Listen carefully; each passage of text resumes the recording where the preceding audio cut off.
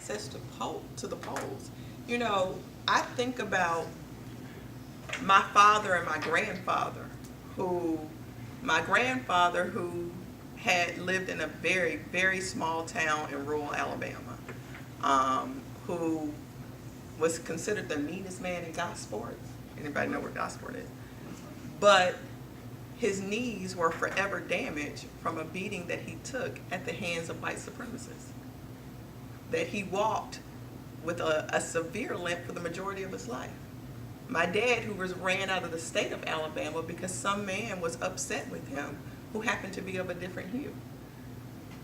They did not suffer all this for us to say, we're just going to let voting go by the wayside. Or be content with numbers of 199 in Montgomery County. So as their daughter and granddaughter, I'm going to do my part. And I need you all's help to do my part. We need to be on the front line. We need to be very aware. And who's our technology person who will be sending stuff out? I thought was there a committee, an alert committee, when bills and all that stuff is happening? We have a rapid response committee. Casey, Keith. Drops.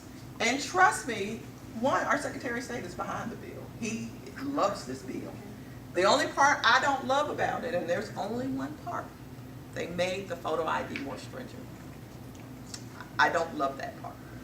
I don't love that you have to produce your photo ID twice. But here we are, with the ability to make it easier. We need to all be on board. Okay? Absentee balloting is a wonderful service. And I will tell you, for folks who are homebound and can't access their polls, there is a provision on your application that if you check it, you will never have to produce ID to absentee vote. All you have to do is know that, and I always say it's the third box. And it has this very long definition about your inability to access your poll. And if it's not accessible because of a muscular, skeletal, neural, whatever, it's a whole sentence of different things. Or you're over 65 is the next one. You don't have to produce ID to absentee vote.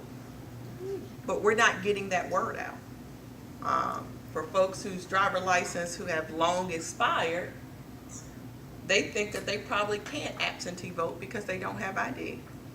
But there is a provision for that. Miss Adele has worked with me doing absentee, going to nursing homes. Yeah, I called your name. Going to nursing homes throughout this county, making sure folks absentee voted. She worked with me in every election that I was the absentee election manager. She's not working in absentee this time, but we need additional people to go to nursing homes, to check on their neighbors, to see about the folks in their church, to make sure they're voting, because they're not. And they are not voting Democrat. That to me is the biggest travesty. And so I need your help. I will help you all in any way I can. But absentee is a great way to allow people to access polls. We just need to do the work to make sure it gets done correctly. Any questions?